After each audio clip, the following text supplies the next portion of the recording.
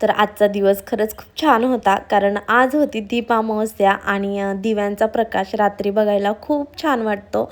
आणि सकाळी ना इथे माझी देवपूजा चालली होती, तर थोडीशी घाई गडबड होणारच होती, कारण दीपामावस्या होती, सगळे दिवे काढायचे होते आणि समया वगैरे घासून ठेवायच्या होत्या. छान अशी सकाळची माझी देवपूजा वगैरे झाली आणि नंतर ना जे आहे ना उंबऱ्याला मी हळदीचं लेपन वगैरे केलं होतं ते करून घेतलं. छान असं छोटीशी म्हणजे रांगोळी म्हणजे पावता वगैरे काढून घेतल्या आणि खूप प्रसन्न वाटत होतं मला आज. आणि संध्याकाळी तर खूपच छान वाटणार आहे. तर अशी मी छोटीशी रांगोळी काढून घेतली. नंतर सगळं काम आवरली की दुपारी मी ना दिवे वगैरे घासायला घेतले होते. तर तुम्ही बघू शकता घासून ठेवलेलं होतं, पण आमच्या इथलं पाणी असं आहे की ते नंतर लाल पडतात, त्याच्यामुळे मला नंतर थोडंसं क्लीन करायचं होतं. तर अगोदर घासून ठेवल्यामुळं जास्त क्लिनिंग करायची गरज नव्हती.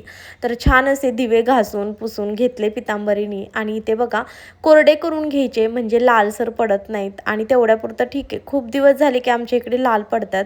नंतर छान असं संध्याकाळी ना सगळे दिवे मांडून घेतले. नंतर त्याच्याखाली तांदूळ टाकून घेतले आणि सगळे दिवे ठेवून दिले. परत हळदी कुंकू वगैरे लावलं आणि सगळे दिव्यांचा प्रकाश बघा किती छान दिसतंय. सगळे लावले. आपल्या घरात जेवढे दिवे असतात ना तेवढे सगळ्यांची पूजा करायची, लावून घ्यायची आणि वर्षातून एकदा क्लीन पण होतात. ह्याच्यासाठीच हा दिवस असेल असं मला वाटतं, कारण की कसं काही ना काही मागं शास्त्र असतं, त्याशिवाय ह्या गोष्टी सगळ्या आपल्या म्हणजे ह्याच्यामध्ये नाही आहेत. आणि प्रत्येक सणामागे काही ना काही कारण असतं. तर मला खूप आवडतं सणासुदीला किंवा सण साजरे करायला. आणि तर छान अशी माझी ना दिव्यांची पूजा वगैरे झालेली. घरात तर इतकं प्रसन्न वाटत होतं, कारण खरंच खूप छान वाटत होतं. आणि तुम्ही बघू शकता नंतर इथे छान अशी माझी पूजा झाली. नंतर देवाला नमस्कार वगैरे केला, दिव्यांना नमस्कार केला, जी दीपक ज्योती आहे ती प्रार्थना म्हणून घेतली. आणि नंतर दिव्यांची ना जी कहाणी आहे ना ती पण वाचून घेतली. तर इथे ना मी खडीसाखरेचा नैवेद्य दाखवलेला आहे.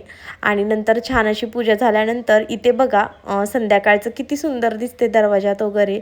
आणि नंतर दिवे लावल्यानंतर असं काही माझं मंदिर दिसत होतं. खूप छान वाटत होतं घरात आणि खूप प्रसन्न पण वाटत होतं. शेवटी दिवे लावल्यावर घर खरंच उजळून निघतं.